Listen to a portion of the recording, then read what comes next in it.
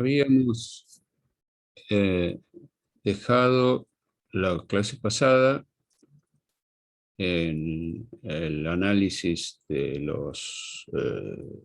la forma en que lo que el viejo Código de Comercio denominaba el conjunto de derechos y obligaciones de los comerciantes, lo que llamamos estatuto del comerciante, cómo había quedado y regulado en el nuevo Código Civil y Comercial, y así habíamos visto el régimen de rendición de cuentas, cómo había sido incorporado. Nos vamos a continuar entonces con ese tema y vamos a ver el tema de la publicidad registral, cómo fue incorporado en el Código de Comercio y cómo está hoy día regulada esa cuestión. El régimen de publicidad registral arranca con entre las principales instituciones de la regulación del comercio con relación a la identificación de los integrantes de sociedades comerciales. En primer lugar, y el otro aspecto era en lo que hacía al desempeño de la actividad comercial, el hecho de que fuera necesaria la pertenencia a un gremio no requería expresamente una matriculación y una registración, porque una cosa implicaba la otra. La preocupación de la individualización de los miembros de una sociedad de objeto comercial tenía que ver con el problema de la responsabilidad solidaria que implicaba el ser miembro de una sociedad colectiva, o en el caso de la comandita, identificar quiénes eran los gestores de esa sociedad en comandita, o sea, los socios comanditados. Esta cuestión, desde el punto de vista de los socios, a ellos, por el contrario, no era lo que les preocupaba.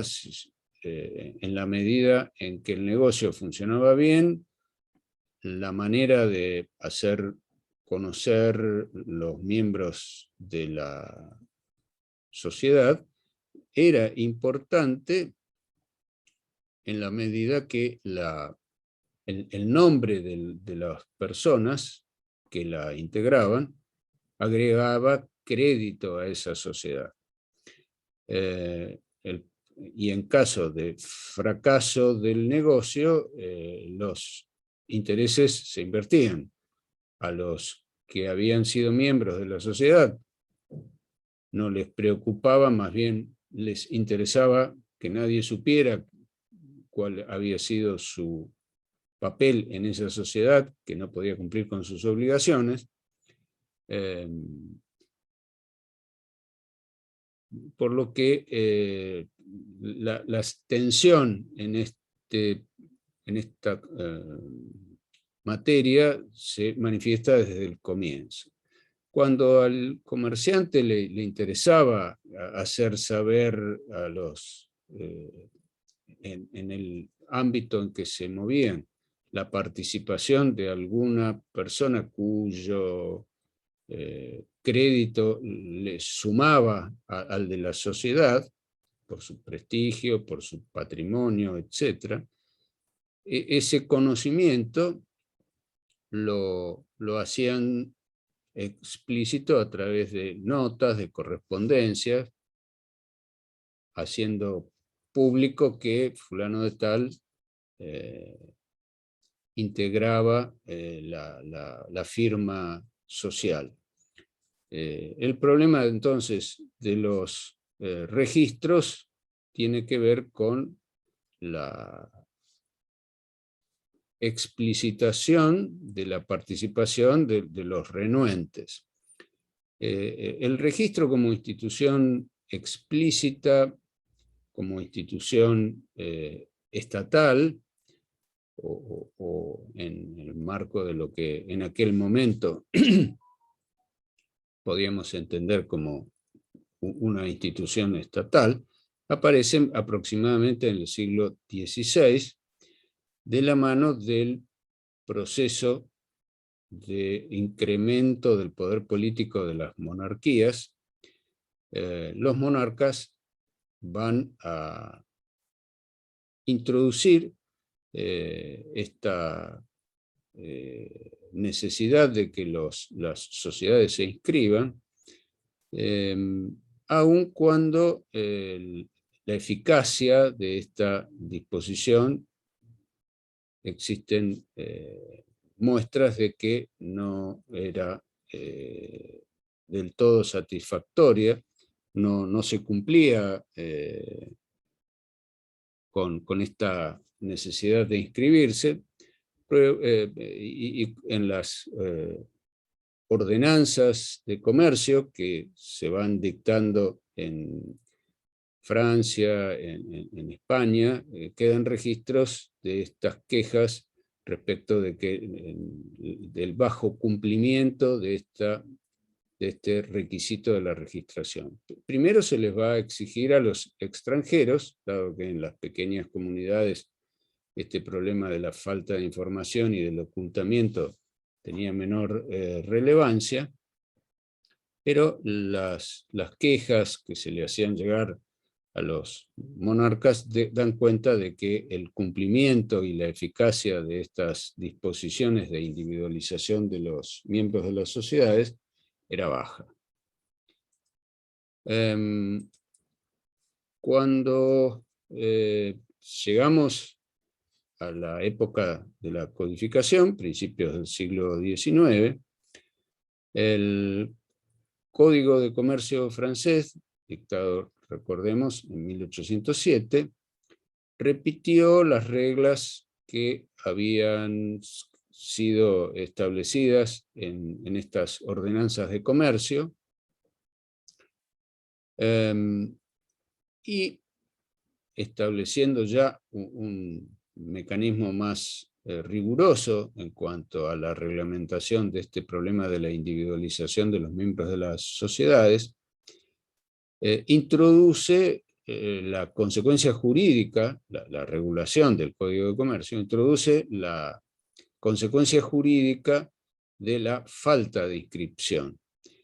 Y el Código establece que las sociedades no inscriptas habrían de padecer la consecuencia de la nulidad.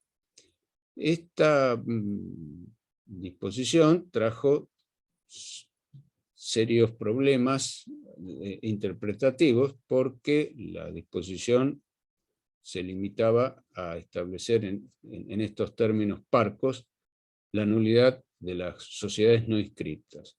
Y ello tenía serias consecuencias, porque en principio la nulidad tiene efectos retroactivos. Cuando dos partes de un contrato celebran, dos partes que han celebrado un contrato llegan a la situación de que por alguna razón ese contrato había sido nulo, tienen derecho a reclamarse la restitución de las prestaciones intercambiadas.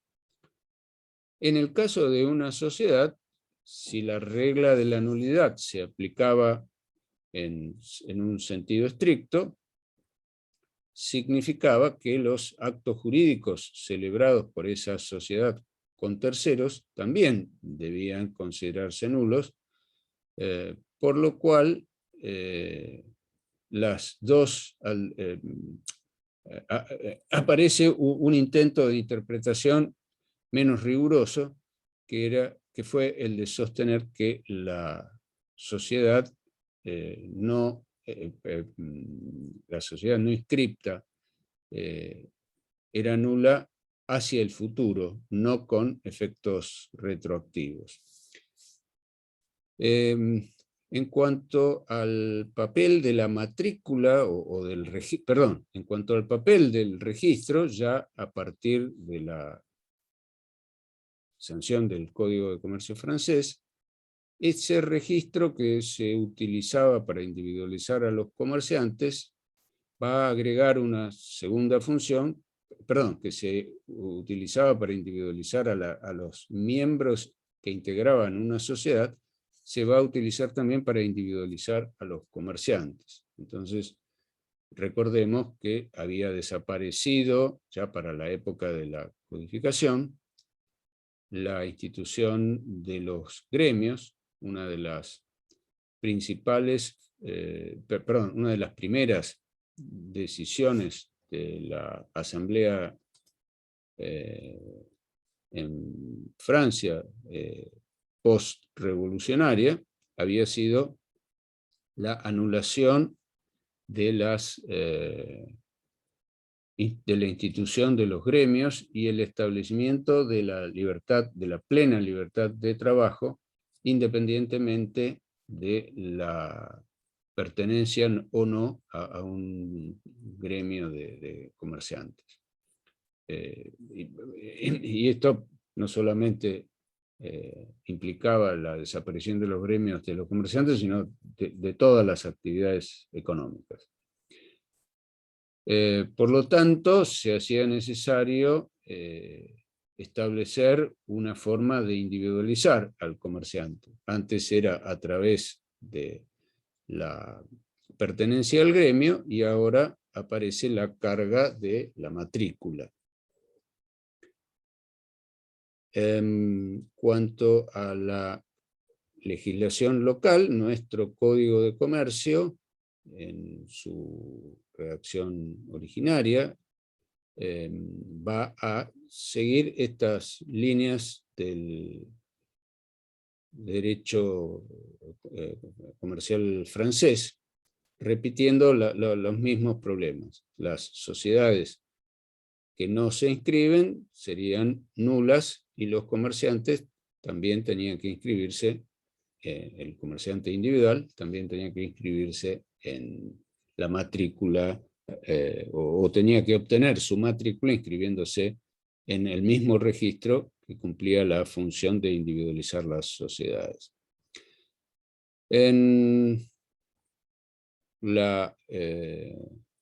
Junto con la aparición, o la sanción, perdón, de la Ley 19.550, la modificación que va a introducir va a ser la introducción de un régimen para las sociedades no inscriptas en los artículos 21 a 26, hoy derogados por la ley 26.931, la de sanción del Código Civil y Comercial, y este régimen de las sociedades no inscriptas se lo había llamado el de la irregularidad.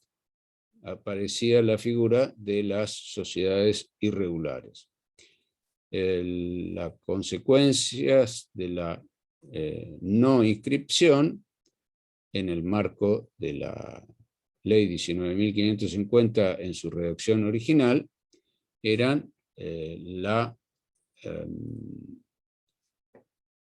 responsabilidad subsidiaria y solidaria de todos los miembros de la sociedad y la pérdida de lo que se llama el beneficio de exclusión. O sea, la situación del miembro de una sociedad irregular era más grave en términos de responsabilidad que la de un socio de una sociedad cuyo tipo implicara la solidaridad. En otras palabras, ¿quién era miembro? ¿Quién es? Al momento actual, el régimen sigue siendo igual para los miembros de una sociedad colectiva. Si bien responden solidaria, subsidiaria e ilimitadamente, tienen el beneficio de exclusión, que significa que para poder hacer efectiva la responsabilidad personal del socio, es necesaria la previa excusión de los bienes sociales. Excutir los bienes sociales significa intentar obtener medidas contra los bienes de la sociedad y acreditar que los bienes de la sociedad resultaron insuficientes para el cumplimiento de las obligaciones sociales. Bueno, este régimen hoy desapareció. Las sociedades no inscriptas han dejado de tener este régimen de castigo, de punición, y pasan a integrar un régimen particular con un tratamiento más benigno, que es el régimen de la sección cuarta. Se lo conoce como las sociedades de la sección cuarta, que son todas aquellas que no pertenecen a un tipo social o que no están inscriptas. En cuanto a la organización de los registros, en su etapa inicial, cuando aparecen sancionados por las monarquías europeas, pasan a ser un instrumento de la corona, son regulados por los monarcas y forman parte estos registros de las funciones que cumplían los consulados de comercio, que como dijimos eran instituciones que se establecían en los puertos donde había actividad y tráfico de mercaderías, y además se desempeñaban ahí se resolvían en estas instituciones, en los consulados, los conflictos entre comerciantes. Para la época de la codificación,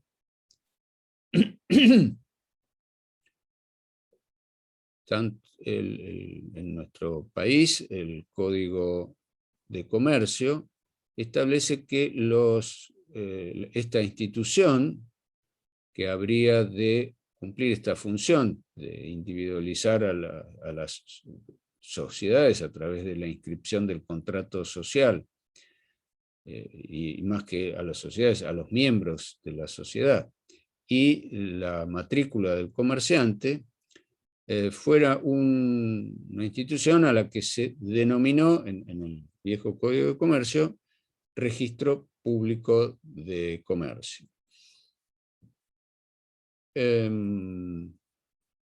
Este mecanismo estuvo vigente en nuestro país hasta el año 1980 aproximadamente.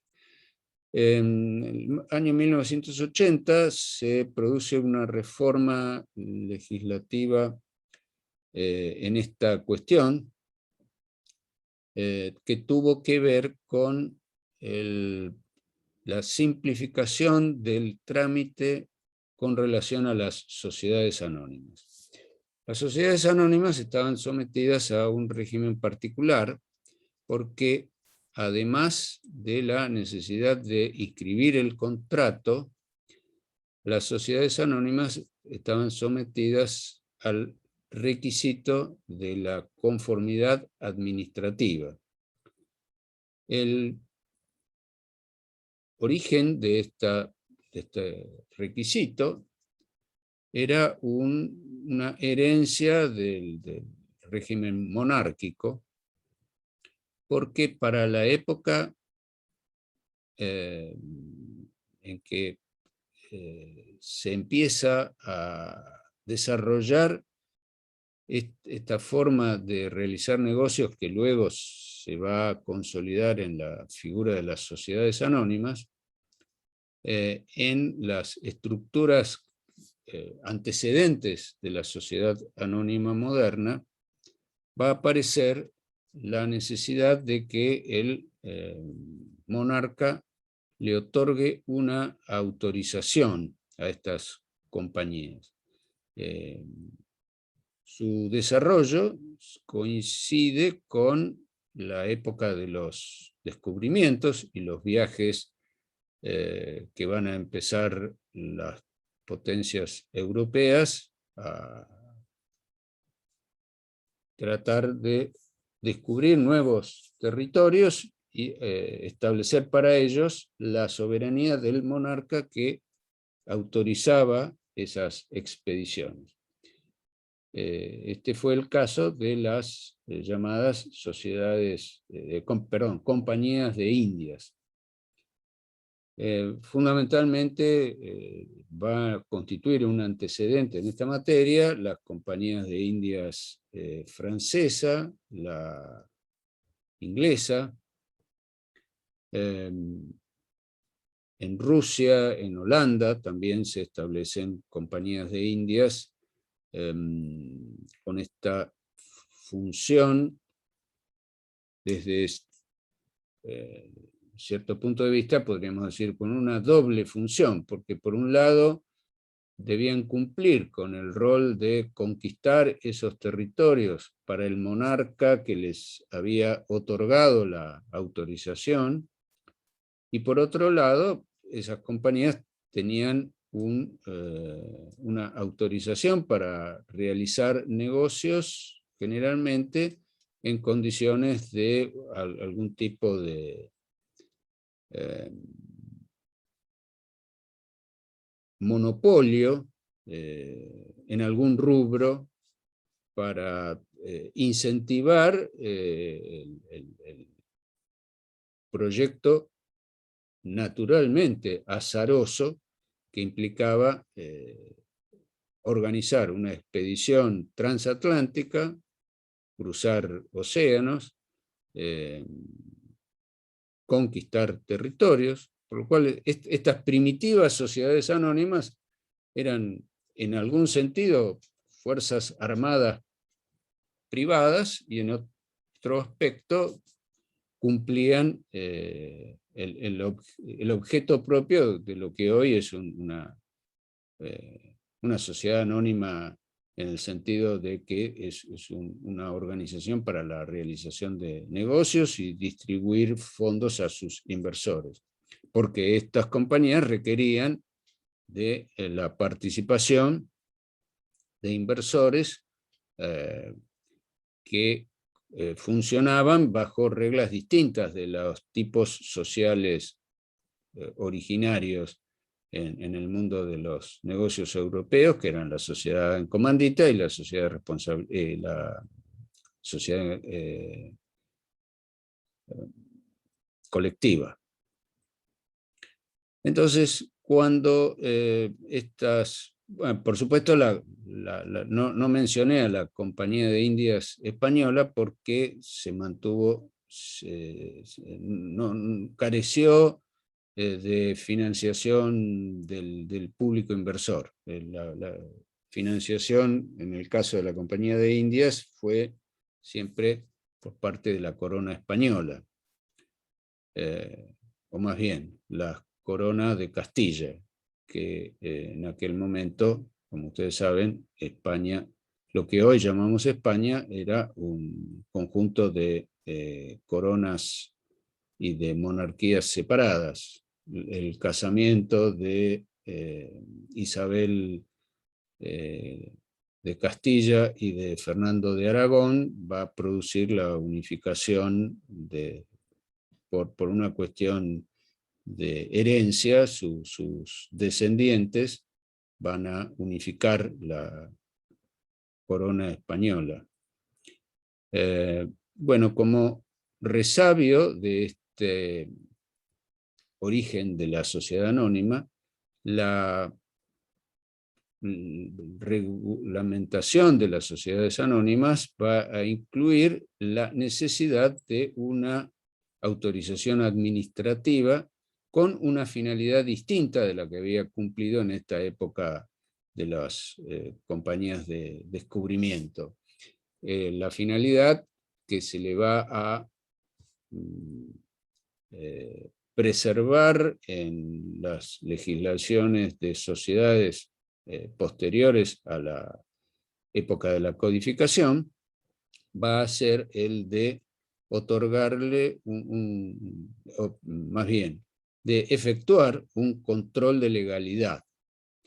Esto de por sí es una anomalía, esto ya lo van a estudiar o lo estarán estudiando las clases de la doctora Pérez Cassini, el rol del control de legalidad en las sociedades anónimas.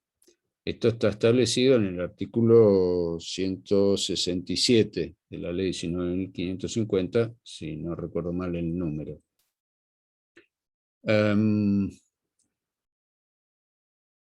Entonces, dado estos antecedentes de la sociedad anónima y la expansión del uso de esta figura, que en su origen se había imaginado como un instrumento para la organización de grandes emprendimientos, y a partir de la Revolución Industrial y ya en el curso del siglo XX terminó difundiéndose esta forma jurídica para la realización ya no de grandes emprendimientos, sino para negocios de unidades económicas de menor dimensión, y para terminar siendo la forma jurídica más difundida. Esto llevó a que se visualizara la simplificación de los trámites de la constitución de una sociedad anónima, dado que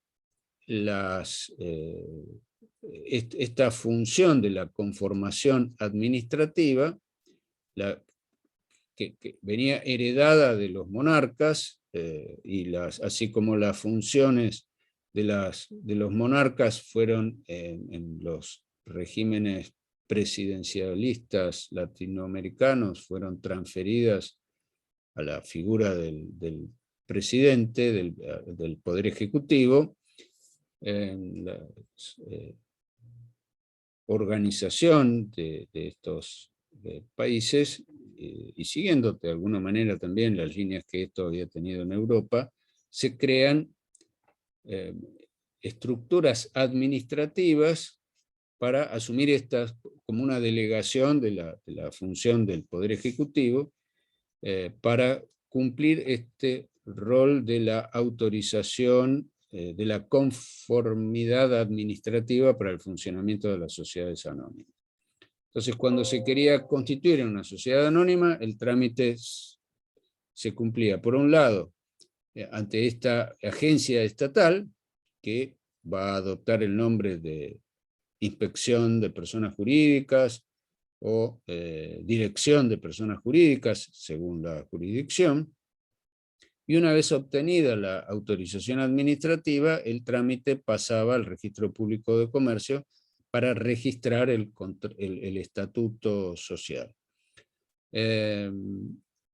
Entonces, con la idea de simplificar esta cuestión, en el año 1980, tanto en el orden de la ciudad de Buenos Aires como en el orden de la provincia de Buenos Aires, se decide establecer una simplificación de este régimen, que era una organización dependiente del Poder Ejecutivo para la autorización del funcionamiento de las sociedades anónimas y la estructura judicial que se mantenía para la función del registro público de comercio, que era el registro tanto de los contratos sociales como el que llevaba la matrícula del comerciante individual. Entonces acá la provincia de Buenos Aires y la ciudad de Buenos Aires van a tomar distintos caminos. En la capital federal, como se denominaba entonces, a lo que hoy es la ciudad autónoma de Buenos Aires, se dictan dos leyes, la ley 22.315 y 22.316, y transfieren todas las funciones del registro público de comercio a la Inspección General de Justicia. En la ciudad de Buenos Aires había un juzgado de registro público de comercio, había 25 juzgados de comercio y un juzgado de registro público de comercio. Con la sanción de esta ley, el que había sido el juzgado a cargo del registro público de comercio se transforma en un juzgado número más, el juzgado número 26. Y asume todas estas funciones la Inspección General de Justicia. Se traslada íntegramente todas las funciones de lo que en el Código de Comercio se denomina Registro Público de Comercio, se transfieren al ámbito administrativo. En la provincia de Buenos Aires tenemos las leyes 5.827, 8.337 y 9.118, que establecían, por un lado, las dos primeras establecían el funcionamiento del Poder Judicial, y la 9.118 es la que crea la Dirección de Personas Jurídicas, y mediante la reforma de estas dos leyes establece una división de funciones. Mantiene en el ámbito judicial el funcionamiento del registro público de comercio a los fines de cumplir con la función de inscribir la matrícula, de llevar la matrícula de los comerciantes a los fines de que quienes desarrollaran esta actividad pudieran inscribirse. Por lo tanto, todas las funciones de lo que establecía el Código de Comercio en su artículo 36, respecto de las funciones que eran propias del Registro Público de Comercio, se mantienen en esta órbita judicial, salvo lo que era el inciso tercero del artículo 36, que se refería a la inscripción de los contratos de sociedad. Esta función se le transfiere a la Dirección de Personas Jurídicas, que ya venía cumpliendo la función de otorgar la conformidad administrativa para el funcionamiento de las sociedades anónimas, y a partir de ahí y hasta el presente asume las funciones de lo que eran propias del Registro Público de Comercio para la inscripción de contratos de sociedad. No solamente las sociedades anónimas, sino cualquiera de los tipos sociales regulados. En cuanto a la organización de los registros provinciales, de los registros públicos en la provincia de Buenos Aires, y casi todas las provincias siguieron sistemas parecidos, la función del Registro Público de Comercio estaba y está establecida en una Secretaría de Registro Público por cada departamento judicial. La institución del Registro Público, que en la ley de fondo, en los códigos, en el Código de Comercio se llamaba Registro Público de Comercio, y en la regulación actual de la materia comercial, ya unificada en el Código Civil y Comercial, ha perdido en la legislación de fondo la denominación de comercio. Como dijimos en clases anteriores, la intención del legislador nacional fue dejar librado a las facultades de las provincias la reglamentación del funcionamiento de los registros, y en el Código Civil y Comercial se habla de registro público, pero la legislación local no estableció ninguna adecuación a las instituciones establecidas para el cumplimiento de esta función. Por lo tanto, sigue siendo la estructura la misma, que era, decíamos, el establecimiento de un registro público por cada departamento judicial, que se integra en cuanto a su funcionamiento, cuando es necesaria la intervención de un juez, al juzgado civil y comercial de turno del departamento judicial al que corresponde ese juzgado. Y la función propia de este registro sigue siendo la expedición de certificados respecto de la registración de los actos jurídicos que le competen. Fundamentalmente, en este momento, es la individualización de los libros de comercio y del titular del libro de comercio. Bien. En el marco del nuevo Código Civil y Comercial, debemos ver cómo quedó regulada la cuestión del el funcionamiento de lo que en el Código de Comercio se llamaba agentes auxiliares del comercio. Hoy esta materia, dado que todo lo referido al comercio ha desaparecido del nuevo código, lo que ha venido a englobar esa problemática es el capítulo de la representación. Y vamos a ver entonces cómo ha quedado esta cuestión. En el viejo Código de Comercio se regulaba el funcionamiento de los llamados agentes auxiliares en dos grandes grupos: los llamados agentes autónomos, que eran los martilleros y los corredores, y luego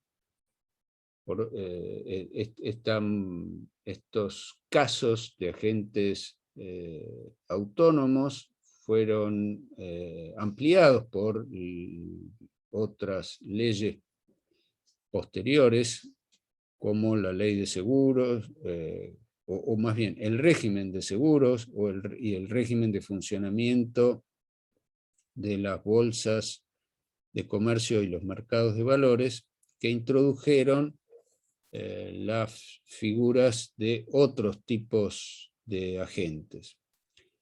Y el otro grupo de agentes que estaban regulados en el Código de Comercio eran los llamados agentes subordinados.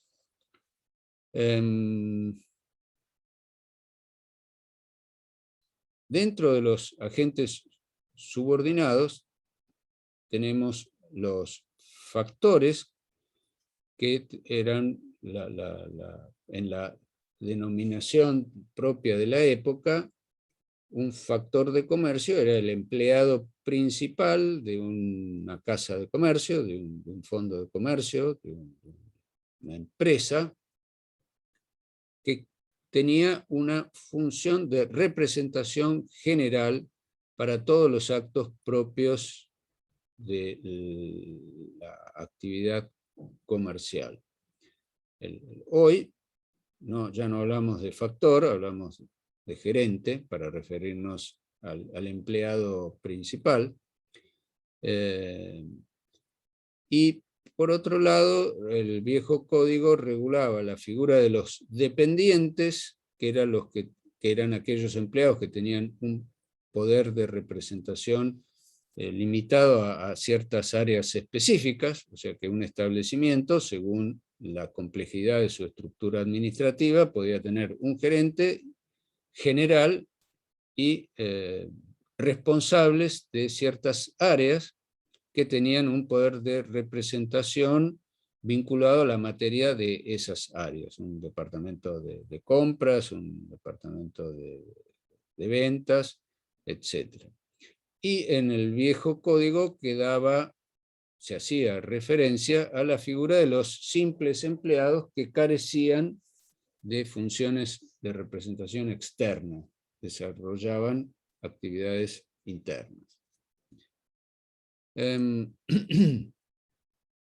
Bueno, en el nuevo código desaparece la figura de los agentes auxiliares y en lugar de ello introduce la regulación de la representación, o más bien, queda incluida la problemática del poder de representación de quienes trabajan para un empresario, quedan incluidas dentro de las normas generales sobre la representación.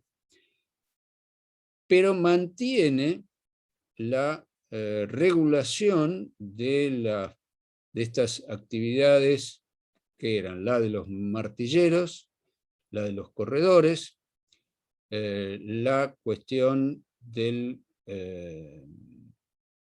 funcionamiento de los agentes autónomos no incorporados al Código de Comercio, como era el caso de los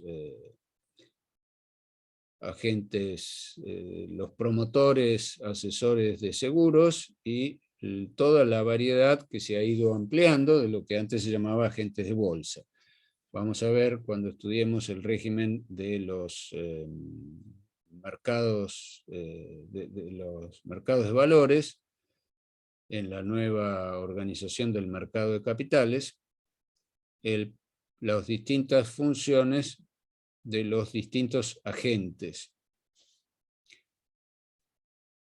Por otro lado, además de la reglamentación del funcionamiento de los martilleros y corredores, el Código de Comercio va a incluir la regulación dentro del Código de Comercio del contrato de corretaje. El contrato de corretaje tenía algunas pocas normas en la ley que reglamentaba el funcionamiento de la profesión de martilleros y corredores, deroga de esa ley 2266 las normas sobre el contrato de corretaje y las incorpora al Código de Comercio. Esta referencia que hacía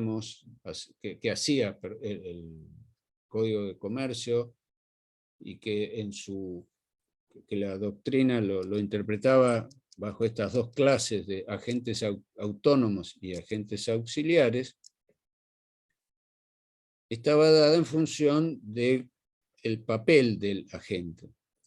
En el caso de los martilleros, de los corredores, de los agentes promotores de seguros y los agentes genéricamente de bolsa, teníamos que estos desarrollaban una actividad independiente. Perdón, profesor. ¿Sí? Disculpe que lo interrumpa y mi brutalidad. ¿En qué consiste el corretaje? El agente de corretaje. o el contrato. Ahora vamos a ver, el contrato de corretaje es el contrato que vincula a una persona a la que se le encarga la realización de un contrato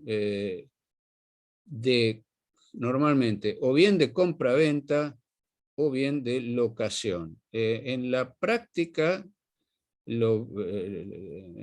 esta función, las personas que desarrollan esta función son tanto los martilleros como los corredores. Si usted camina por la calle va a encontrar inmobiliarias que van a estar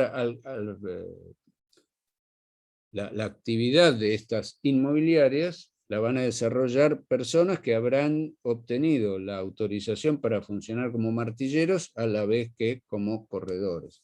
Tan es así que el colegio profesional que los nuclea es el Colegio de Martilleros y Corredores. Ok, y, gracias. La función de corretaje es una función que se da en una actividad no concentrada en el tiempo, porque la búsqueda de interesados para comprar o para vender un inmueble o para alquilar un inmueble se da a través de gestiones sucesivas en el tiempo. En cambio, la función de rematador, que es el otro nombre con que se conoce al martillero, se da en un acto concentrado, que es el acto de remate. Vamos a ver la organización de estas profesiones, cómo ha quedado. Entonces, la distinción que habíamos hecho de agentes auxiliares autónomos y agentes subordinados tenía que ver con que los autónomos realizaban una actividad propia que no era precisamente la de realizar actos de comercio, sino actos específicos. Y por otro lado estaban los subordinados, que eran empleados.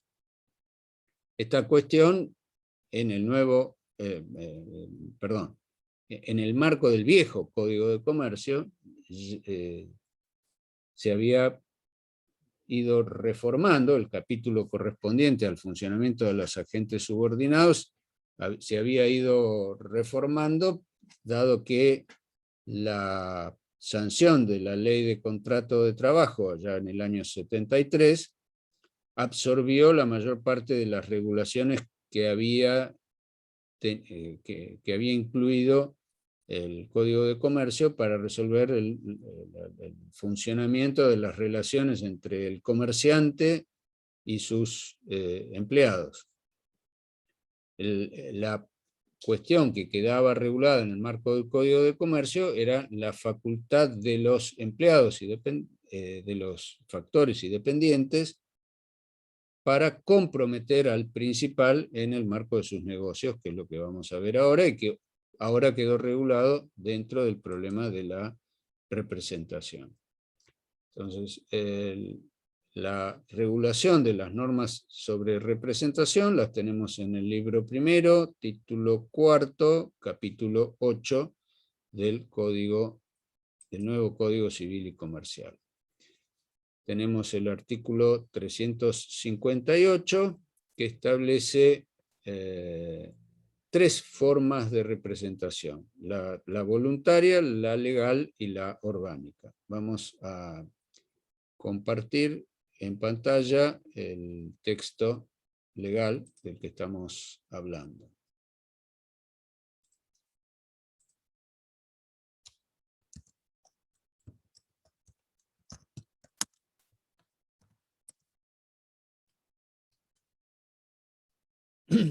Dice el artículo 358, los actos jurídicos entre vivos pueden ser celebrados por medio de representante, excepto en los casos en que la ley exige que sean otorgados por el titular del derecho. La representación es voluntaria cuando resulta de un acto jurídico, es legal cuando resulta de una regla de derecho y es orgánica cuando resulta del estatuto de una persona jurídica. en las relaciones de familia, la representación se rige en subsidio por las disposiciones de este capítulo. Volvemos a la diapositiva. Esto significa que un ejemplo de representación voluntaria originada en un acto jurídico es el poder de representación que se otorga a una persona para actuar en nombre de otra. El otorgamiento de un poder de representación es un acto jurídico unilateral.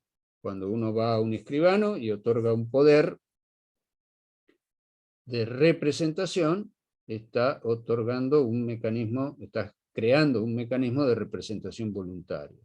Otro ejemplo puede ser el contrato de mandato, que puede incluir como objeto del mandato la celebración de actos jurídicos en representación del mandante, en cuyo caso este acto jurídico bilateral va a incluir el otorgamiento de un poder de representación, ya no en base a un acto unilateral, sino un poder de representación originado en un contrato, o sea, acto jurídico bilateral. Los casos de representación legal son los que resultan, por ejemplo, de las relaciones de familia, cuando se establece que la representación de los menores de edad la ejercerán sus padres, o a falta de ellos, tutores, o la representación de los incapaces, que la ejercerán los curadores. Y la representación orgánica, dice la definición del artículo 358, la que resulta del estatuto de una persona jurídica. O sea que una forma de representación orgánica va a ser la que ejerza en una sociedad anónima el presidente del directorio, sí, digo bien, el representante va a ser el presidente del directorio, pero que va a ejercer esas funciones de representación según lo que resulte de la deliberación del órgano directorio. En otros casos, la representación orgánica podrá ser ya no de tipo colegial, como es el caso de la del directorio, sino unipersonal o pluripersonal, como en la sociedad de responsabilidad limitada, porque tenemos un gerente o una gerencia que puede ser unipersonal o pluripersonal, que funcionará en forma conjunta o en forma indistinta.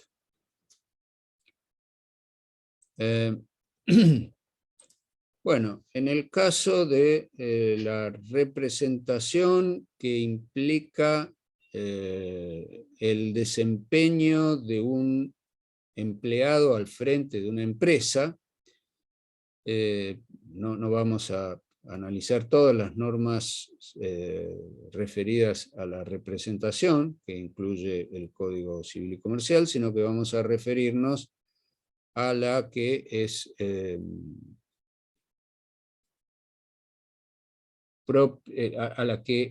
a las normas que involucran el funcionamiento de los empleados en el marco de una actividad empresaria. El texto del artículo 367 dice así: cuando alguien ha obrado de manera de inducir a un tercero a celebrar un acto jurídico, dejándolo creer razonablemente que negocia con su representante, sin que haya representación expresa, se entiende que le ha otorgado tácitamente poder suficiente. Esta norma cubre la problemática del funcionamiento de empresas que no tienen una organización compleja. En las grandes empresas, que normalmente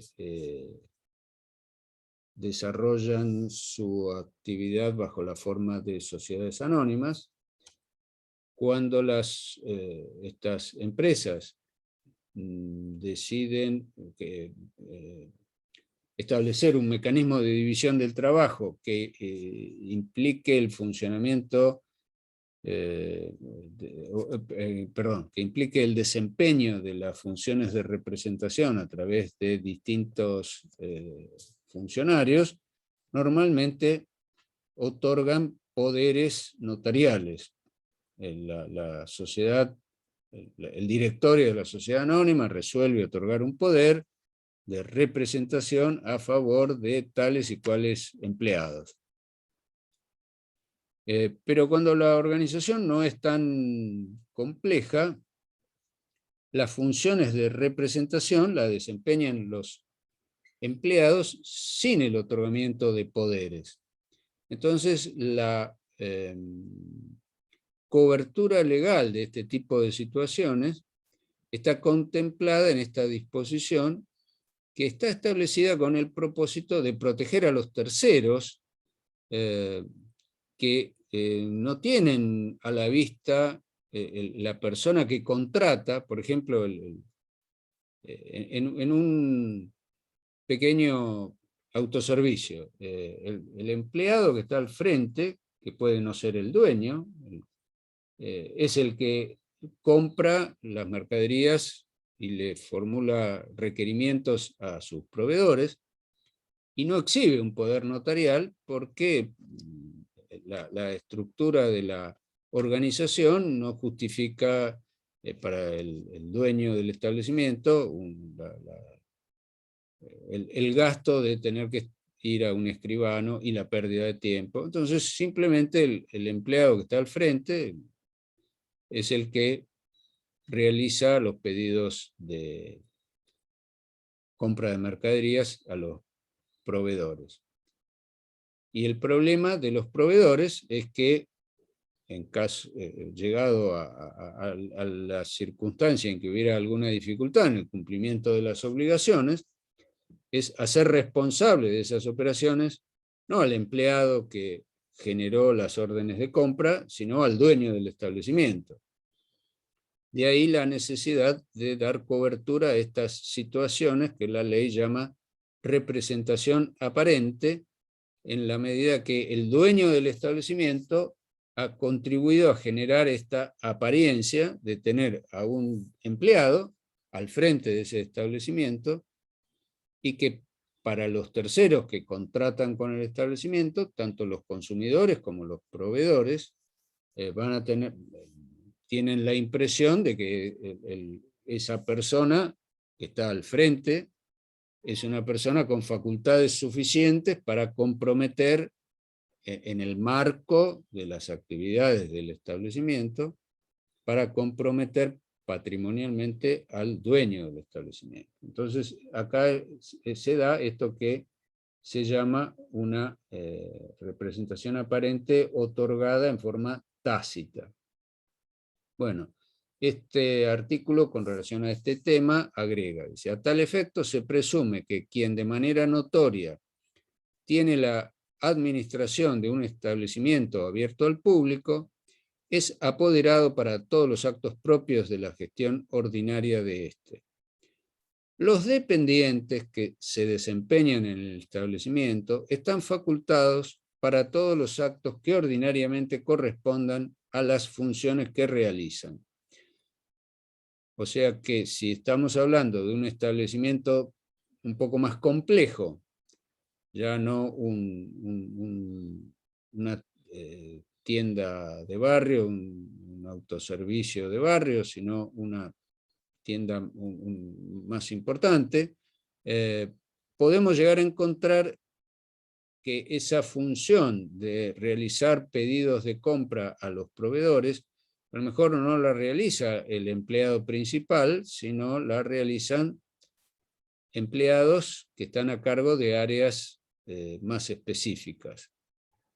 A estos la ley los denomina dependientes, usando la misma terminología que el viejo Código de Comercio, y respecto de los cuales también va a a asumir esta presunción de que si el dueño del establecimiento permite el desempeño de estos empleados con estas atribuciones, los actos jurídicos celebrados por estos empleados comprometan también al principal bajo la forma jurídica de una representación tácita. Profesor, Luego agrega que los dependientes encargados de entregar mercadería fuera del establecimiento están facultados a percibir su precio otorgando el pertinente recibo. Esta es una función de representación aún más acotada que las otras dos.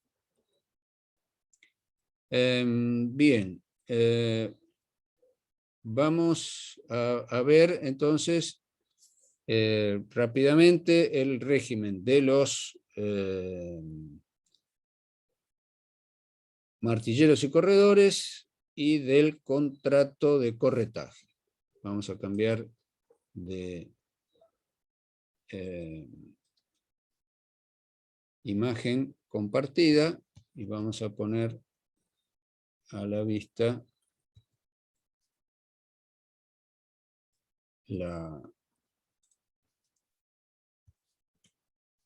los textos legales correspondientes.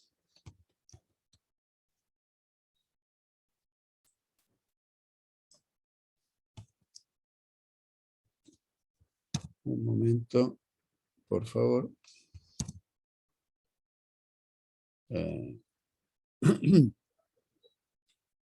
Vamos a comenzar con la ley 2266, darle una mirada por encima.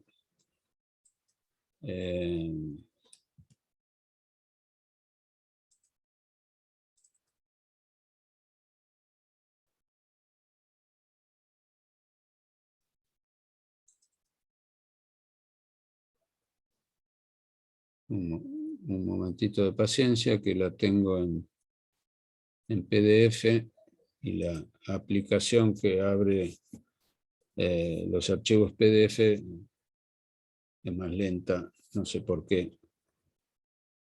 Acrobat lleva más tiempo para abrir. Bueno, acá ya la tengo.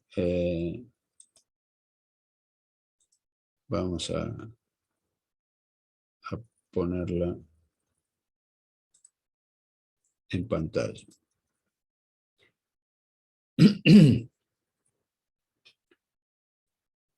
Bueno, esta ley tiene un capítulo primero referido al funcionamiento de la actividad de martilleros. El artículo primero se refiere a las condiciones habilitantes para el ejercicio de la profesión, las inhabilidades, dentro de los requisitos, el más significativo que ha establecido esta ley a través de sus reformas. En su redacción originaria no establecía este requisito, es el de establecer que para el ejercicio de esta actividad hay que poseer un título habilitante que se obtiene en una carrera que normalmente dictan las facultades de Derecho. Lo mismo, este requisito también va a estar vigente para los corredores.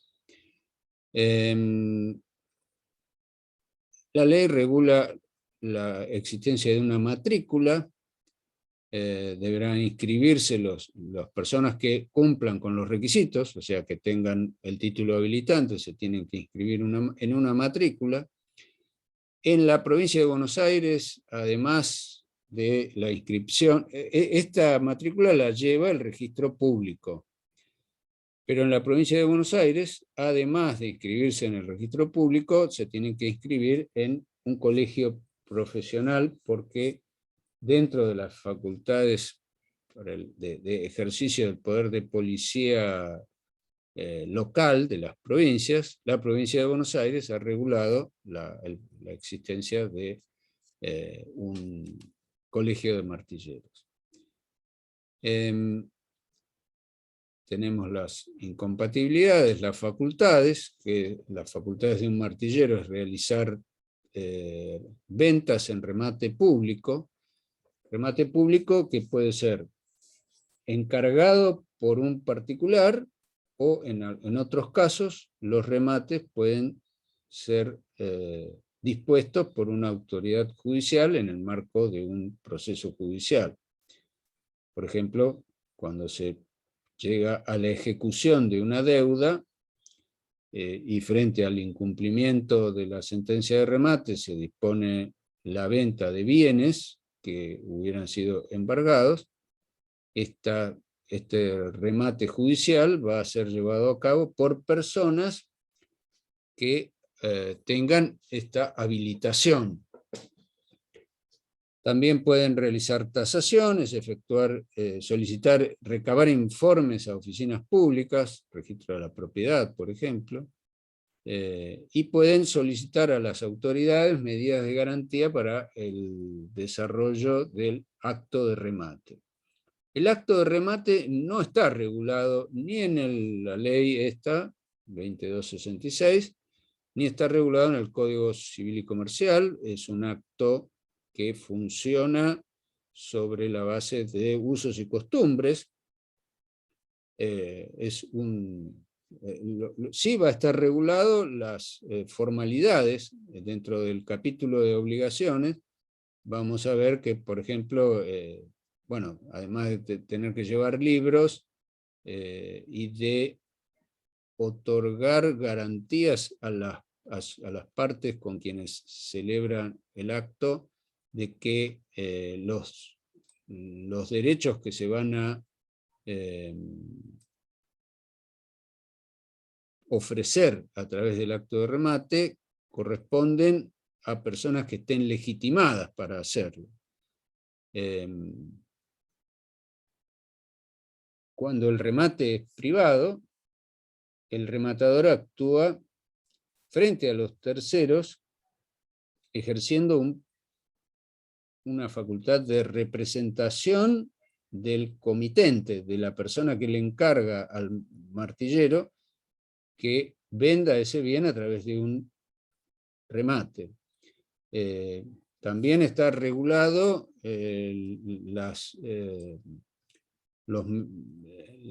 la publicidad que debe hacerse respecto de un remate, dado que un remate es público, para que el cometido alcance su objetivo, tiene que hacerse publicidad.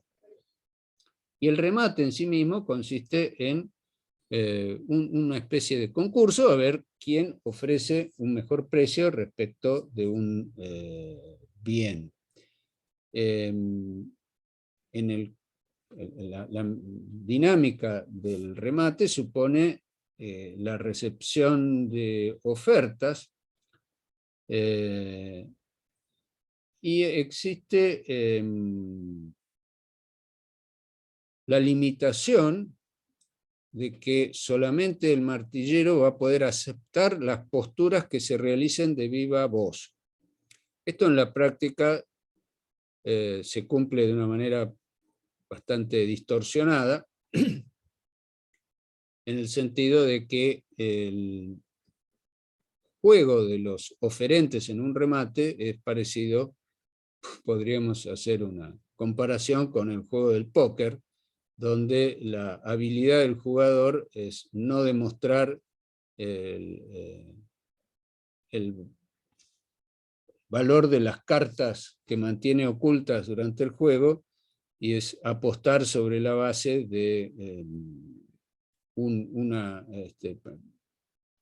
por eso se habla en el lenguaje corriente de tener cara de póker, cuando uno no demuestra en el rostro no demuestra sus sentimientos y estados de ánimo. Bueno, en los remates se da un juego parecido. Los postulantes tratan de no parecer demasiado interesados, entonces esto obliga a que el martillero a veces tenga que aceptar ofertas sobre la base de proponerle a quienes ya han manifestado algún interés y han hecho alguna oferta de viva voz. Normalmente el martillero le sugiere un valor mayor a aquel que venía ofreciendo, y esto no es precisamente lo que resulta de esta disposición, que es que solamente debe aceptar ofertas de viva voz.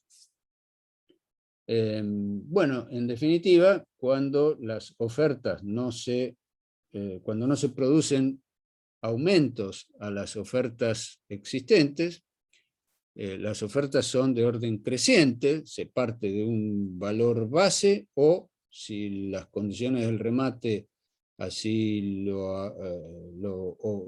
anuncian, puede que el remate se haga sin base, entonces se va a tomar como primera oferta el primer valor que alguien oferte, que podrá ser de $1 a lo que quiera el oferente. Cuando el remate tiene base, las ofertas tendrán que partir de ese número mínimo, y en la medida que van subiendo las ofertas, el acto de remate se mantiene en funcionamiento. Cuando ya no suben más las ofertas, y aquí viene el nombre de por qué el martillero se llama así, la persona que conduce el remate desde un pupitre golpea un martillo como forma de advertir. Todo esto no está regulado, insisto, esto surge de usos y costumbres. El martillero hace un golpe como con el martillo para advertir a los oferentes que pudieran estar interesados de que ya se les va a acabar el tiempo de mejorar sus ofertas. Golpea una segunda vez como refuerzo de esa advertencia, y si nadie respondió a la invitación de aumentar la oferta, hace un tercer golpe, que es la indicación de que el acto quedó cerrado. El martillero luego tiene que otorgar el instrumento de venta. Acá tenemos en el inciso H que una obligación del martillero es suscribir con los contratantes y previa comprobación de identidad el instrumento que documenta la venta, en el que constarán los derechos y obligaciones de las partes. El instrumento se redactará en 3 ejemplares y deberá ser debidamente sellado, quedando uno de ellos en poder del martillero. Los otros 2 serán uno para el vendedor, que no interviene en el acto jurídico, en el boleto de venta, en el instrumento de venta. El que interviene en representación del vendedor es el martillero. Y el tercer ejemplar es para el comprador. Profe, ¿me escucha? ¿Sí lo escucho?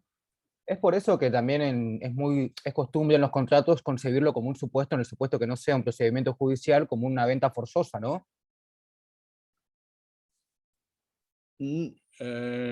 No le entiendo bien la pregunta.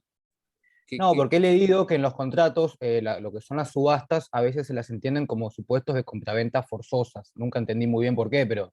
No, la llamada compraventa forzosa es la que resulta de un remate judicial. Ah, ahí está. Es forzosa porque la persona a quien se le embargó un bien, un embargo es una medida cautelar que tiene por objeto individualizar un bien y dejarlo fuera del comercio hasta que se decide la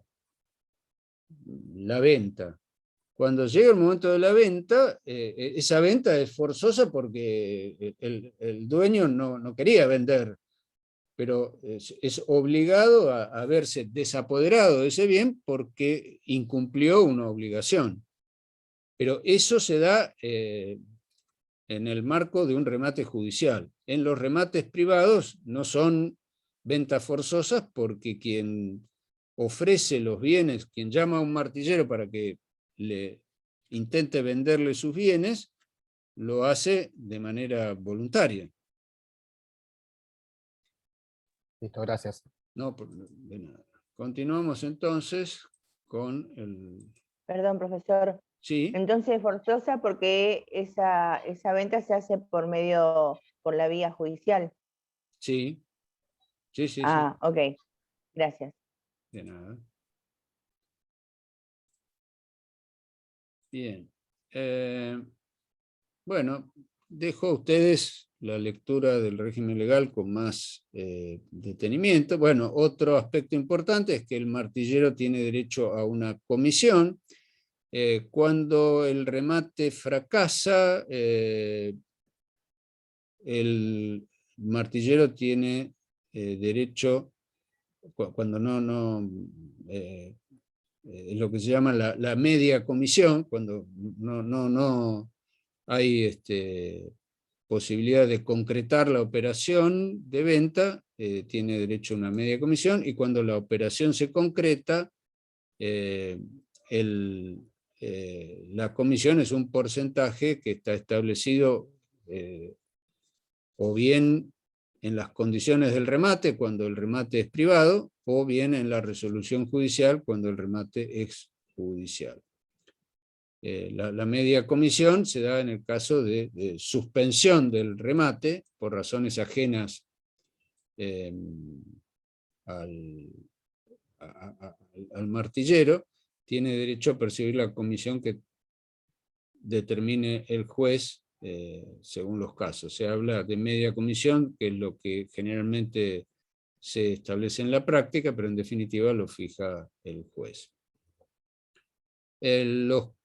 La actividad del corretaje se puede llevar a cabo por medio de sociedades entre martilleros, y acá interviene, acá hay un problema corporativo, porque en muchos casos las actividades de venta en remate la desarrollan muchas veces bancos. Los bancos tienen alguna vocación por abarcar actividades inmobiliarias, y los martilleros organizados profesionalmente persiguen este tipo de actividades en la medida en que la actividad colectiva de los martilleros solo puede ser llevada a cabo por medio de sociedades integradas exclusivamente por martilleros. Bueno, están reglamentados los libros que tienen que llevar, las prohibiciones para qué es lo que no pueden hacer los martilleros, y dejo a cargo de ustedes la lectura de las disposiciones correspondientes. Vamos a ver ahora las normas sobre el corretaje, o más bien, sobre los corredores. Sin perjuicio de las disposiciones del Código Civil, ha quedado regulado este artículo, y de la legislación local, es aplicable al ejercicio del corretaje dispuesto en esta ley, lo dispuesto sobre los martilleros en todo lo que resulte pertinente y no se encuentre modificado en los artículos siguientes. Se exige también para el desempeño de la actividad poseer título habilitante, y hay requisitos de mayoría de edad, no estar inhabilitado, etc. En el ejercicio de su profesión, el corredor tiene también facultades, que es poner en relación a 2 o más personas para la conclusión de negocios, sin estar ligado a ninguna de ellas por relaciones de colaboración, subordinación o representación. No obstante, ¿sí? Sería como que sería como un tercero que se encarga de acercar a las partes. Exacto. Sí, sí, ni más ni menos. Tiene facultades para informar sobre el valor de los bienes, o sea, puede hacer tasaciones, y puede intervenir, puede prestar fianza por una de las partes. Ahora también, dado la clase de esta actividad, puede darse el caso que un contrato se realice por la mediación de dos corredores. Uno que actúa por la parte vendedora y otro que actúa por la parte compradora. También tienen que llevar contabilidad, etc. Vamos a ver las normas del Código Civil y Comercial. Vamos a compartir ahora el texto de el Código Civil y Comercial sobre el contrato de corretaje.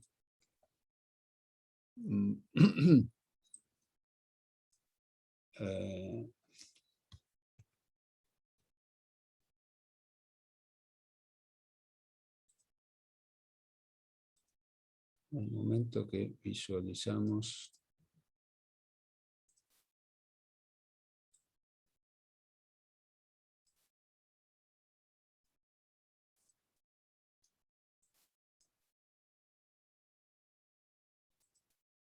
Es el artículo 1345. Acá ya lo tenemos a la vista. Dice el texto legal: hay contrato de corretaje cuando una persona denominada corredor se obliga ante otra a mediar en la negociación y conclusión de uno o varios negocios sin tener relación de dependencia o representación con ninguna de las partes. El contrato de corretaje se entiende concluido si el corredor está habilitado para el ejercicio profesional del corretaje por su intervención en el negocio sin protesta expresa hecha saber al corredor contemporáneamente con el comienzo de su actuación o por la actuación de otro corredor por el comitente. Si el comitente es una persona de derecho público, el contrato de corretaje debe ajustarse a las reglas de contratación pertinentes. Pueden actuar como corredores personas humanas o jurídicas. Bueno, este es un tema muy importante de la reglamentación de la profesión, habida cuenta de que esto es lo que genera la mayor parte de las veces problemas. Cuando el corredor es llamado para buscar y conseguir interesados, y luego los interesados se ponen de acuerdo a espaldas del corredor y concluyen el contrato sin darle intervención para no tener que pagarle comisión. Bueno, esta conducta es... los efectos de esta maniobra están por la ley, por este artículo 1346, están contrarrestados, estableciendo la falta de efectividad de ese intento, en la medida que los corredores tendrán derecho a cobrar comisión si el contrato que las partes concluyen entre sí fue logrado a través del conocimiento que obtuvieron uno del otro por la intervención del corredor. Bien, con esto vamos a dar por concluido el punto del programa referido al papel que cumplen a la forma en que quedó regulado todo el conjunto de normas referidos al Estatuto del Comerciante y de los agentes auxiliares del comercio. Si no hay preguntas en particular, vamos a continuar con el punto siguiente del programa, referido a la empresa como fondo de comercio, los aspectos patrimoniales de la empresa. Vamos a, entonces,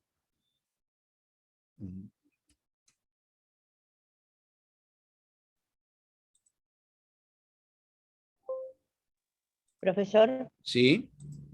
entonces en el contrato que se realiza con el martillero a la hora del remate, si no se cumple por parte de los vendedores, eso no afectaría a la comisión que le corresponde al martillero,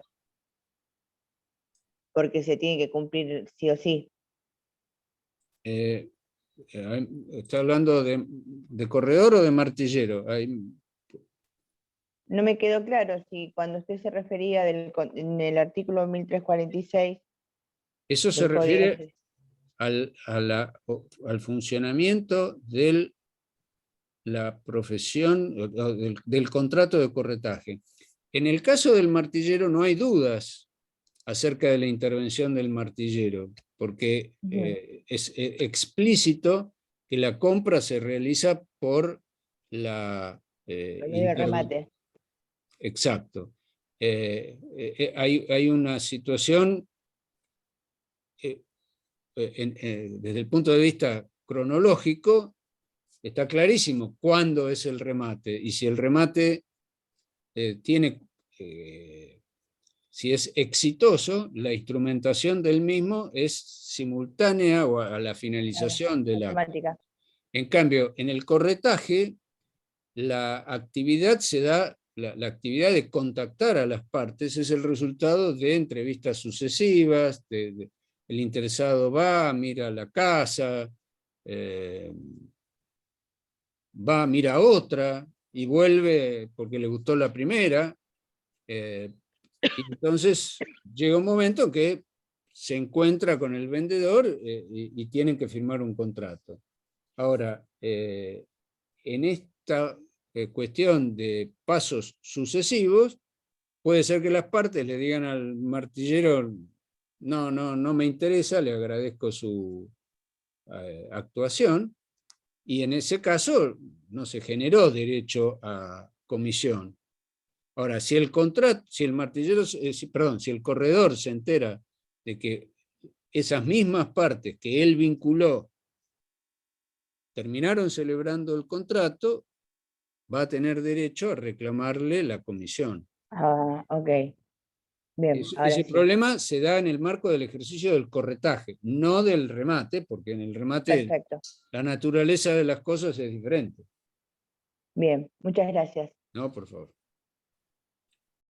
Bueno, vamos entonces a continuar con el punto siguiente del programa, que es la empresa como fondo de comercio.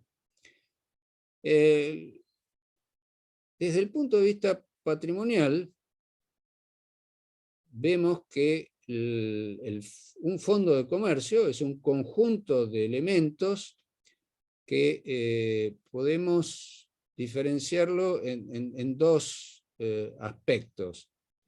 Tenemos una ley referida al problema de la transferencia de los fondos de comercio, pero no tenemos una regulación respecto del fondo de comercio más allá de su venta. Tenemos la ley 11.867, que dice que a los fines de su venta deberán considerarse comprendidos en un fondo de comercio tales y cuales elementos. Vamos a visualizar la ley, así nos queda más claro lo que estamos diciendo. Un segundito, por favor.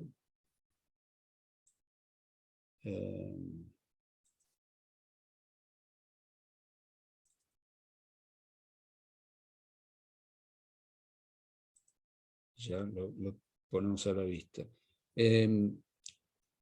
Ahora, acá ya lo tenemos. Un segundo.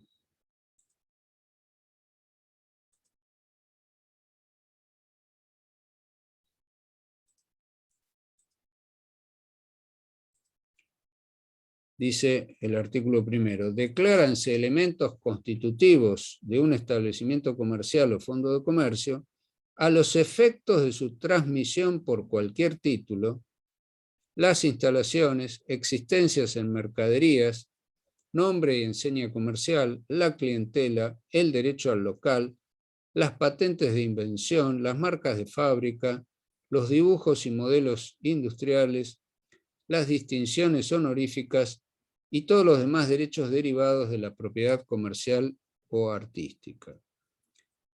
Bueno, como ya habíamos adelantado, este problema de la consideración de la naturaleza de lo que es un fondo de comercio tiene que ver, dado que esto se refiere al aspecto patrimonial de la empresa, nos lleva a la distinción entre patrimonio del sujeto que desarrolla la actividad empresaria y la condición jurídica de los elementos que conforman lo que se llama un fondo de comercio. Esto se presta a confusión. O sea que el titular de una empresa es el titular de ciertos derechos.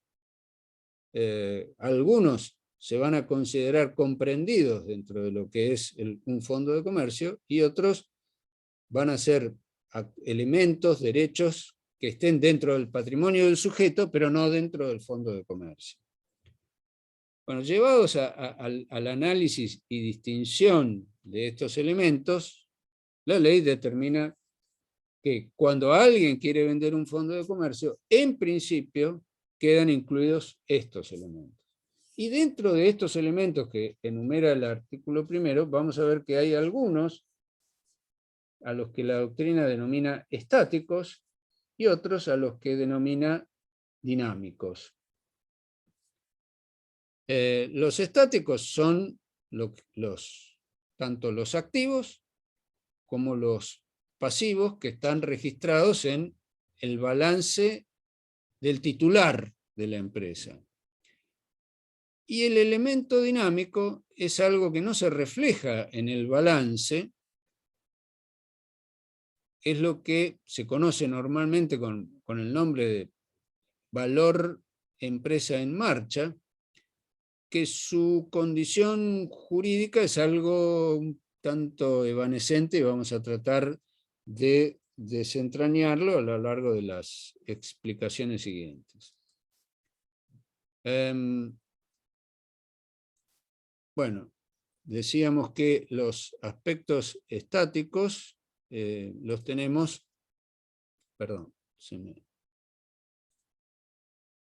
en el artículo primero, dentro de los enumerados en el artículo primero, tenemos la existencia de mercaderías, o sea, los llamados bienes de cambio, aquello que se compra con la intención de revender, y las instalaciones son los llamados bienes de uso, que se adquieren no para revenderlos, sino porque van a cumplir una función instrumental respecto del objetivo de la actividad empresaria.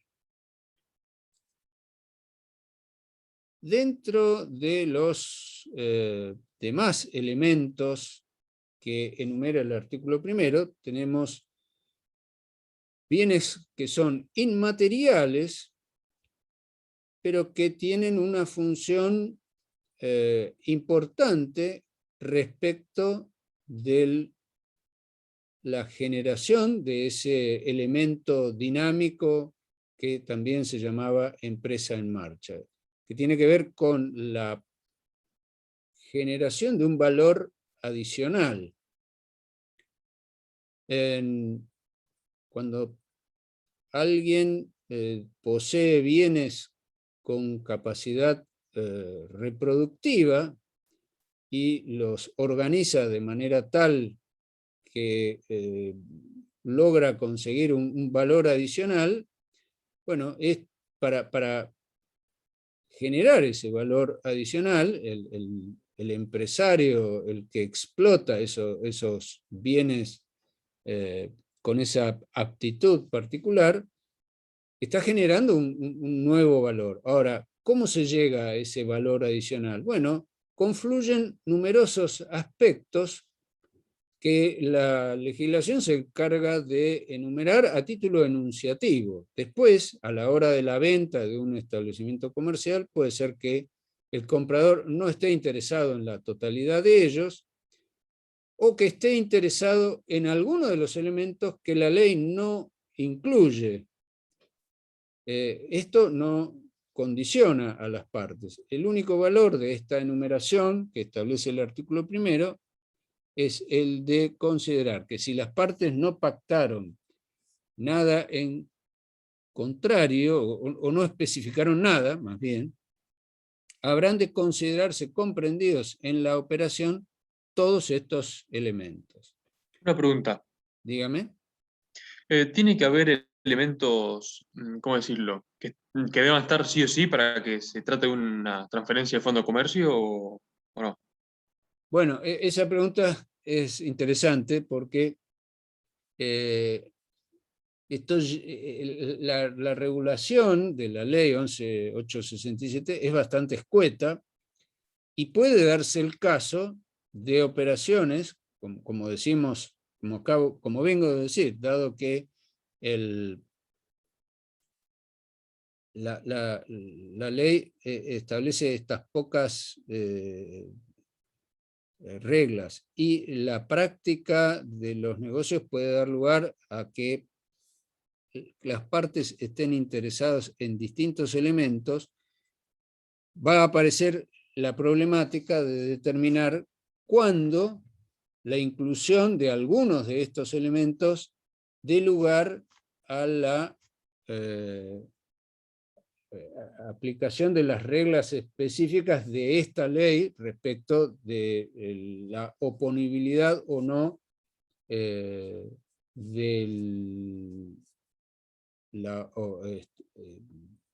que la operación sea oponible o no a terceros.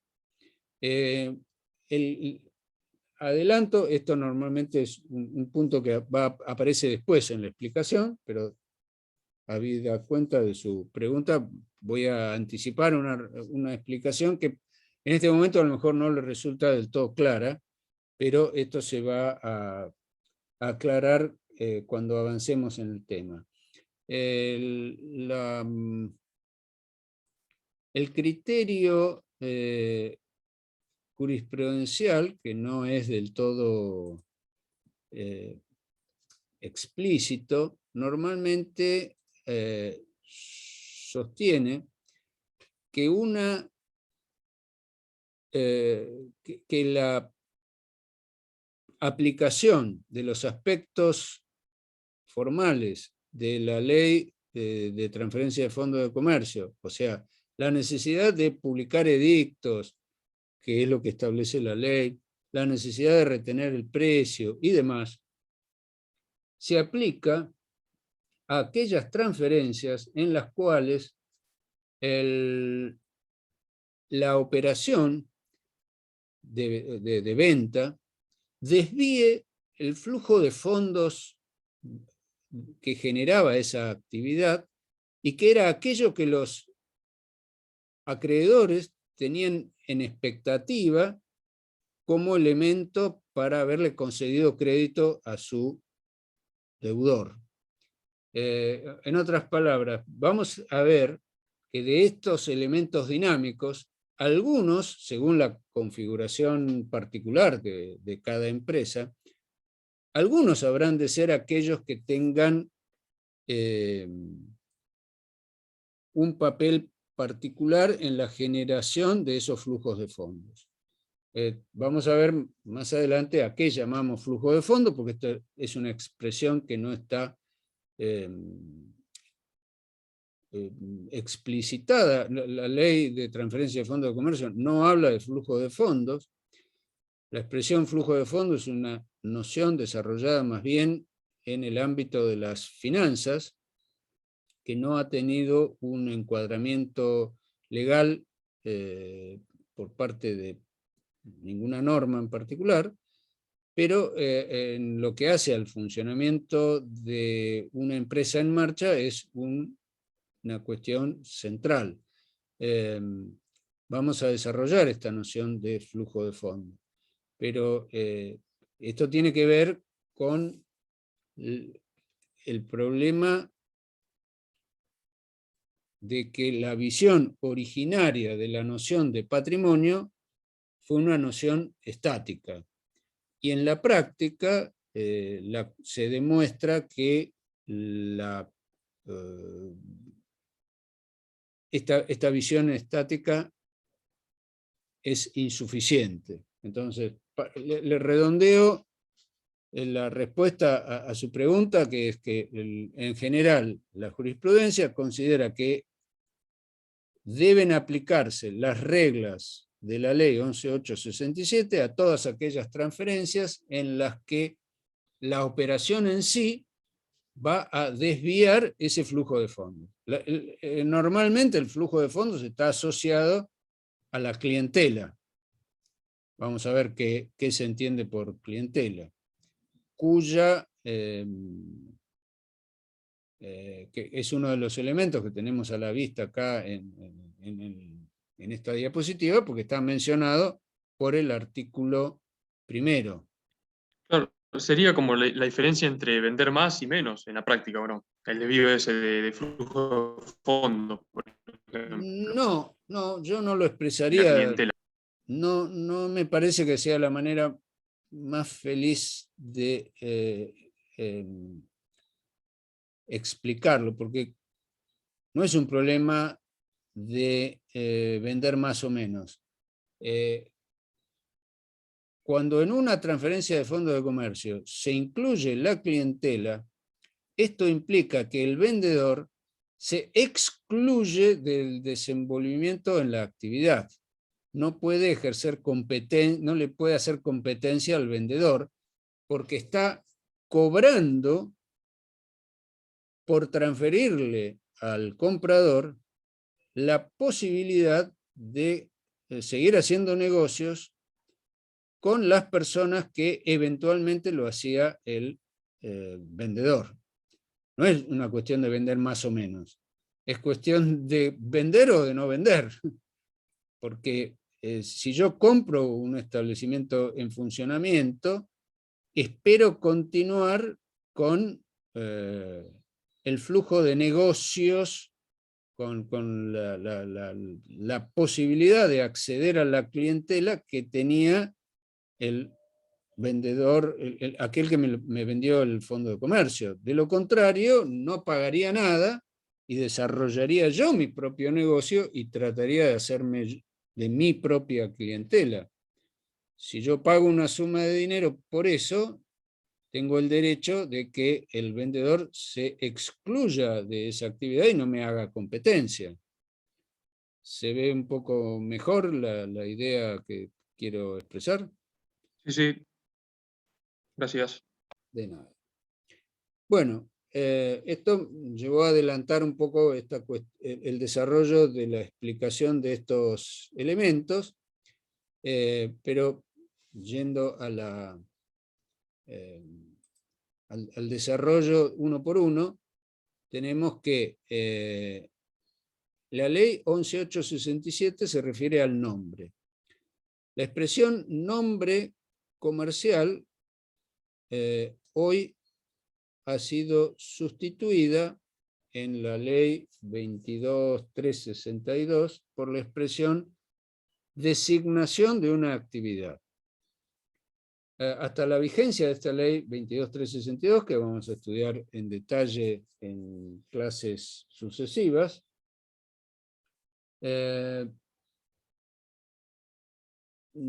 tiene que ver con lo que antes se llamaba nombre comercial. Existía una ley que hablaba del nombre comercial. Esta vieja ley se derogó y el legislador, cuando sanciona la ley 22.362 allá por los años 80, considera más adecuado utilizar una nueva expresión para referirse al elemento que individualiza al sujeto titular de la actividad. Esta ley 22.362 incluye también la regulación de otro de los elementos que vamos a ver aparecer más adelante, que son lo que la ley de transferencia de fondos de comercio llamaba marcas de fábrica. Bueno, la nueva ley 22.362 se refiere a las marcas de cualquier tipo y a las designaciones de actividades de cualquier tipo, sea que estas actividades fueran comerciales o no. Aún las actividades desarrolladas sin ánimo de lucro tienen derecho a ser identificadas por una forma particular de individualización que no podrá ser usada por otros sujetos por el hecho de que la individualización del sujeto, lo que uno en el lenguaje corriente conoce como hacerse de un nombre, esto es que la gente lo conozca a uno y tenga un concepto acerca de su desempeño en una actividad, es un derecho, y vamos a ver que ese elemento puede consistir, en el caso de las personas humanas, en lo que es el nombre civil, el nombre patronímico, con el que uno fue inscrito en el registro civil. Eso es una manera de hacerse conocer, y eso tiene una condición jurídica particular en el caso de las personas que desarrollan una actividad económica, porque llegado el caso de desprenderse del establecimiento a través del cual desarrollaban esa actividad, eso que es un elemento, el nombre civil, que es un elemento inalienable, inajenable, intransmisible, etcétera, etcétera, adopta una condición particular porque el comprador del establecimiento puede continuar su actividad con la misma forma en que el vendedor individualizaba su actividad, porque el nombre es un elemento que está en relación directa con en la mayoría de los casos, no siempre, por eso hacía esa salvedad acerca del distinto papel que puede cumplir cada uno de estos elementos a los fines de la generación de ese valor de empresa en marcha, pero en la mayor parte de los casos, la capacidad de generar negocios, o de obtener los negocios, está en relación con el nombre. Entonces, si alguien se desprende del establecimiento y va a cobrar una suma de dinero, habrá de tener que permitir que el comprador continúe esa actividad con el uso de su nombre. O sea que el nombre civil tiene una doble condición, puede llegar a transformarse a través del uso en una actividad en un elemento patrimonial, que en la mayor parte de las personas no lo es. También se considera designación de la actividad lo que puede ser un nombre de fantasía, cuando uno al establecimiento comercial o a la actividad que desarrolla en el establecimiento comercial, la individualiza con un nombre que no es el nombre el nombre civil de uno, y no es tampoco, ni siquiera a veces se puede utilizar, la forma en que las actividades se individualizan responden a nombres, a palabras del lenguaje común, sino a veces se crean nombres de fantasía, palabras que no tienen significado descriptivo en el lenguaje común, pero sirven para identificar a un establecimiento. Cualquier conjunción de letras y que tenga una sonoridad que a lo mejor sea fácil de recordar, puede ser útil para individualizar una actividad comercial, Y esto entonces entra dentro de esa categoría de lo que la ley 11.867 denomina nombre, y hoy la ley 22.362 denomina designación de la actividad. Otro elemento es la enseña comercial, es el cartel con un dibujo particular que puede colocarse al frente de un establecimiento, que en caso de enajenación y cobrar un precio por la cesión del derecho de la explotación del comercio, tiene que considerarse comprendido. Bueno, el elemento clientela ya adelantamos su caracterización de alguna manera. Vamos a completar un poco la presentación de este elemento. Por cierto que la relación entre una persona que desarrolla una actividad comercial y los clientes no es una relación de tipo jurídico, sino es o sea, nadie tiene derecho sobre las personas que alguna vez compraron en el establecimiento, nadie tiene derecho a exigirles que sigan haciéndolo en el futuro. Es una relación de hecho que se da, y de lo que se trata cuando se vende un establecimiento comercial es cederle esa posición al adquirente, que se materializa incluyendo una cláusula en el contrato que se conoce con el nombre de prohibición de no establecerse. O sea, la manera de estar seguro de si la clientela se vendió o no se vendió es si el vendedor se inhibe a través de esta prohibición de no establecerse de continuar desenvolviendo esa actividad. Luego tenemos el derecho al local, que es la posibilidad de que el adquirente de un fondo de comercio continúe la explotación en ese mismo lugar físico en que lo hacía el vendedor. Todos estos elementos pueden ser excluidos porque a lo mejor al comprador no le interesa ninguno de ellos, perdón, no le interesa alguno de ellos. Pero en definitiva esto es una cuestión de hecho que en cada caso habrá de determinarse respecto de qué es lo que está incluido y cómo no. Esta cuestión del derecho local tiene distintas facetas. O sea, hay actividades que no, hoy con las comunicaciones, las empresas digitales, podemos tener un negocio altamente rentable y que no tenga su sede física en ningún lado. Hoy Mercado Libre es una empresa que que cuando hacemos operaciones a través de Mercado Libre no concurrimos a ningún lugar físico. Entonces, si en Mercado Libre se vende, a nadie le va a interesar el local donde tenga la oficina administrativa o donde estén instalados los equipos de comunicaciones. O sea que el derecho al local también es un elemento que podrá estar incluido o no, y que tiene distintas, en el caso de que se incluya en una transferencia el derecho al local, tiene distintas manifestaciones y connotaciones según que el dueño del establecimiento sea o no sea dueño del local. Pero esto nos lleva a entrar en